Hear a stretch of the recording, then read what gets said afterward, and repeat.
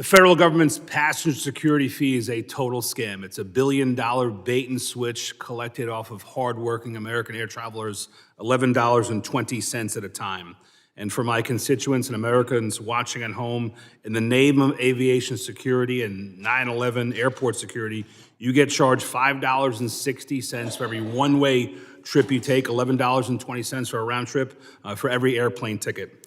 And despite the name of the fee collection program, the passenger security fee, over $1 billion of those funds, collected under the guise of more security, are diverted to the Treasury for expenditures having absolutely zero to do with passenger security and keeping our skies safe.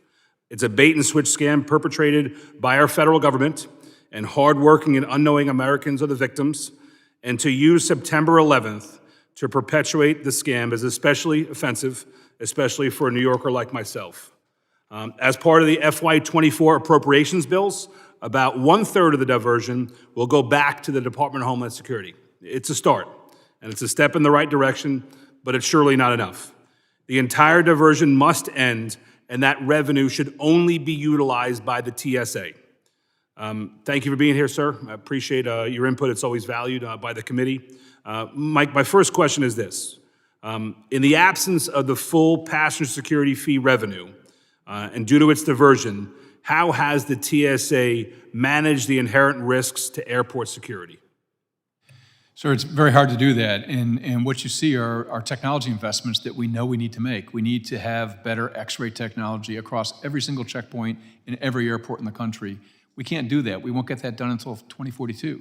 The same thing with identity verification. We want to move to facial recognition, digital identities. That should be in every single airport. That's 2049. This is a long, long way off.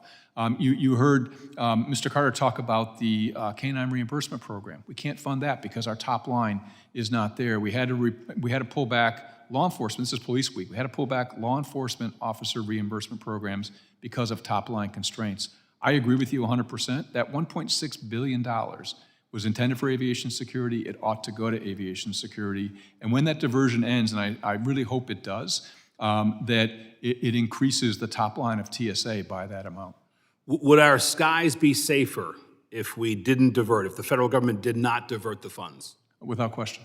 Would the travel that Americans have through their airports be more efficient? I.e., would it take less time to get to through the security line? It would, because we could hire more people and we could put better technology in place. Great, thank you for that. As part of the FY24 appropriations bill, the funding for security checkpoint technology was also more than halved, from approximately $80 million to about $35 million.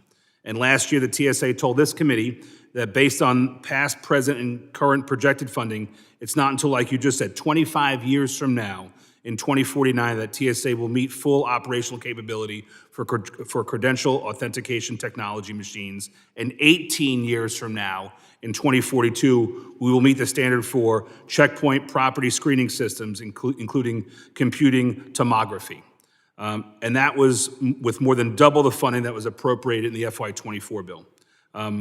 Administrator, what does that projection look like now, in your view, sir? Yes, sir. The programs will probably stay within those same general timeframes: 2042, 2043, 2049, maybe 2050.